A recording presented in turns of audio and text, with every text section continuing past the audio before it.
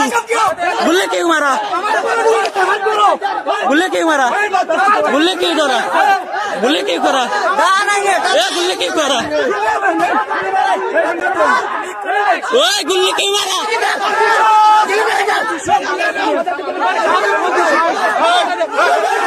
ओए मारिया ना मारिया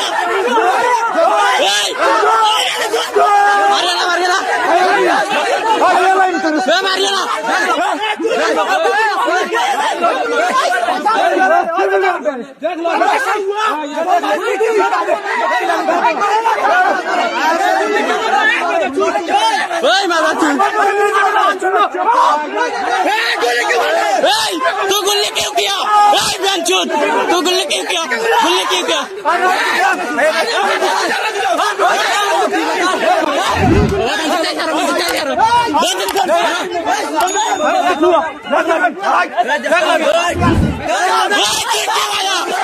बांग्लादेश के एरिया में क्यों आया?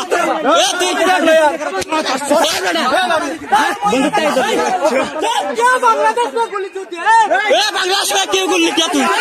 बांग्लादेश में क्यों गुल्ली किया? गुल्ली क्यों किया? गुल्ली क्यों किया? गुल्ली क्यों किया? तेरा इतना हिम्मत किधर से आया? तेरा इतना हिम्मत किधर से आया? तेरे को खून दिया, इतना हिम्मत खून दिया? तेरे का इतना हिम्मत? तेरे को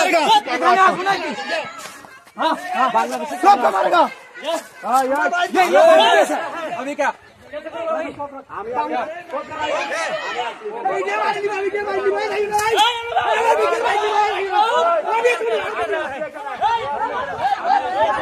सर बंदूक लाठी हारो बंदूक लाठी हारो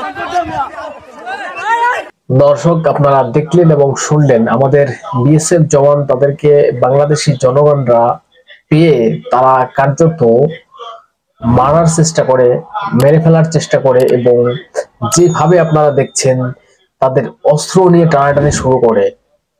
কারণ একটা পরিস্থিতি ভয়াবহ তৈরি হয়েছে, সেখানে এই যারা বাংলাদেশিরা আছেন তাদের হাতে কাস্তে এবং লাঠি সোটা আপনারা দেখতে পেয়েছেন এবং আরো যারা লোহার সামান টামান ছিল এগুলো দিয়ে তারা আঘাত করার চেষ্টা করে এবং এই বিএসএফ জওয়ানের অস্ত্র নিয়ে টানাটানি শুরু করে। দেখুন কিভাবে টানাটানি করছে, মানে একটা ভয়ঙ্কর পরিস্থিতির শিকার হয়েছে আজকে বিএসএফ। কারণ বিএসএফ হয়তো বুঝতে পারেনি যে এরকম একটা ঘটনা ঘটবে। এখন এই যে বাংলাদেশের যারা বিজেপি ছিলেন, একজন বিজেপি সদস্য সেখানে ছিলেন, সেখানে এই বিজেপি সদস্য তাকে বাঁচিয়েছেন কার্যত। মানে বাংলাদেশের যিনি বিজেপি তাদের ওই বাংলাদেশের জনগণ যারা ছিলেন উগ্রপন্থী বিএসএফ এর উপরে তেড়ে যাচ্ছে মারার জন্য, কিন্তু এই বিজেপি তাদেরকে ঠেকিয়েছে। কারণ যদি সে না থাকতো বা এরকমও হতে পারে যে বাংলাদেশের ওই বিজেপি সদস্যকে দেখে বাংলাদেশের জনগণ যারা আছেন এই যে কয়েকজন তারা আরো উৎসাহিত হয়ে হয়তো তার উপরে হামলা করার চেষ্টা করেছে। এখন দর্শক প্রশ্ন যে এরকম ঘটনা কেন ঘটলো? বিএসএফ কেন ওই বাংলাদেশের সীমান্তের ভিতরে ঢুকে পড়লো? সেটা হচ্ছে আমাদের বিএসএফরা বর্ডার সিকিউরিটি ফোর্স যারা আছেন তারা দেশকে সেবা দেওয়ার জন্য বা তাদের একটা কৃতিত্ব যে তারা এই ভারতবর্ষ এত বড় একটা দেশ তাদেরকে সুরক্ষিত রাখে, বর্ডার দিয়ে যারা জঙ্গি আতঙ্কবাদী বা অন্য কেউ কোনো উল্টোপাল্টা কাজ না করতে পারে, তারা এতটাই সতর্ক সচেতন থাকে।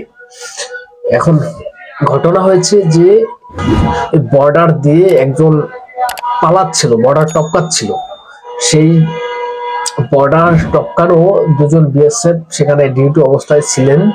তারা ওই বর্ডার টপকানো দেখে, কিন্তু দেখে এমন ভাবে তাদেরকে তাড়া করে বা তার পেছন ছুটে তাকে কার্যত ধরার জন্য বা তাকে তাড়ানোর জন্য এবং এতটাই মনোযোগ সহকারে তারা ডিউটি করছিল দেশভক্তি হিসেবে। তারা তাড়াতে বাংলাদেশ সীমান্তে ঢুকে যায়।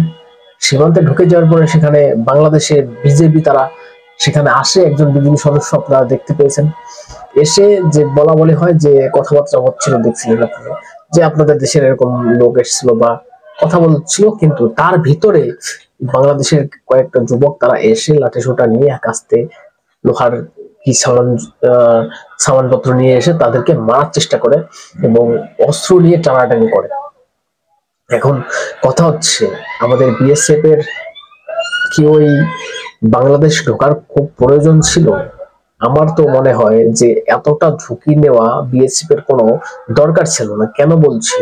কারণ নিজে আগে বাঁচতে হবে। এখন আপনারা দেখছেন যে বাংলাদেশের মানে বর্ডার টপকাচ্ছে বিএসএফ, বলছি বিএসএফরা যখন এই দুজন জন দেখছিলেন যে বর্ডার টপকাচ্ছে কেউ, বর্ডারের একটা অবৈধ কাজ কাম বা সে যেই হোক না কেন, বর্ডার টপকে আসা বা যাওয়া এটা তো অন্যায়। কিন্তু তখন যখন বিএসএফ দেখছিল যে বর্ডার টপকাচ্ছে, তখন তাকে তাড়া না করে তাকে গুলি করে দিতে পারতো বিএসএফ। তারা তাড়াতে তাড়াতে এই যে বাংলাদেশের ভিতরে ঢুকে যাওয়া, এটা কিন্তু ঠিক হয়নি। কিন্তু বিএসএফ এতটাই মনোযোগী থাকে কাজে তাদের, তারা ঢুকে পড়ে ওই অবস্থা শিকার বা এই পরিস্থিতি শিকার হয়েছেন। এবং সেখানে আরো এই খবর পেয়ে আরো সেই বিএসএফ জওয়ান এসে তাদেরকে এই দুজনকে সঙ্গে নিয়ে তারা ওখান থেকে চলে যায়। এবং যখন এই বাংলাদেশিরা খবর পায় বিজিবি যে আরো বিএসএফ জওয়ান আসছে, সেখান থেকে তারা সরে যায় বাংলাদেশিরা।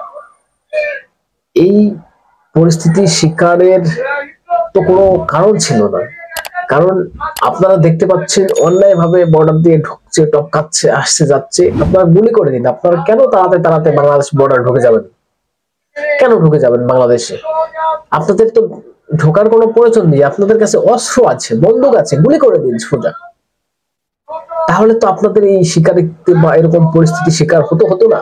কারণ কার্যত জানে ফিরেছেন, বেঁচে ফিরেছেন। আজকে যে পরিস্থিতি হয়েছিল, ওখানে যদি একটা দুর্ঘটনা ঘটে যেত, ওই যারা উগ্রপন্থী ইউনুস, এটা হয়েছে দর্শক, ইউনুসের যে উস্কানি, বাংলাদেশের যে উগ্রপন্থী জেহাদি জঙ্গিদের যে উস্কানিমূলক বক্তব্য, কিন্তু সেই বক্তব্য শুনে এরা অনুপ্রাণিত হয়ে এই বিএসএফ এর উপরে হামলা করার চেষ্টা এবং বাংলাদেশের বিজেপিকে সামনে পেয়ে আরো সাহস বেড়ে যাওয়া এদের, এটা হয়েছে অ্যাকচুয়ালি মানে বাংলাদেশ সরকারের যে উস্কানিমূলক বক্তব্য তারা দিয়ে থাকেন, তাদের সরকারের নেতা নেত্রীরা, এই কারণে তারা উৎসাহিত হয়ে এইসব ঘটনাগুলো ঘটাচ্ছেন।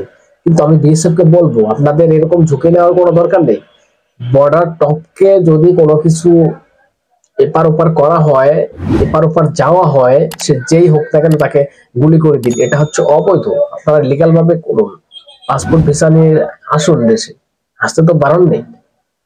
কিন্তু বর্ডার টপকে আসবেন আর বিএসএফ এরকম তাড়াতে যাবে, আর আপনাদের এরকম বিএসএফ এর অস্বস্তির ভিতরে পড়তে হবে, হুমকির মুখে পড়তে হবে। কেন? আপনাদের এটা করা তো কোনো দরকার নেই। আপনাদের কাছে অস্ত্র আছে, গুলি করে দিন। বন্দুক আছে, গুলি করে দিন, ফায়ার করে দিন। দর্শক দেখলেন তো কি অবস্থা, কি পরিস্থিতি। বলবেন যা বলার, আপনাদের গুরুত্বপূর্ণ মতামত কমেন্টস বক্সে জানাবেন এবং নজর রাখবেন আমাদের চ্যানেলটাকে সাবস্ক্রাইব করে পাশে থাকবেন। যদি কেউ ফেসবুক পেজে দেখে থাকেন, পেজটাকে ফলো করে রাখবেন। ধন্যবাদ।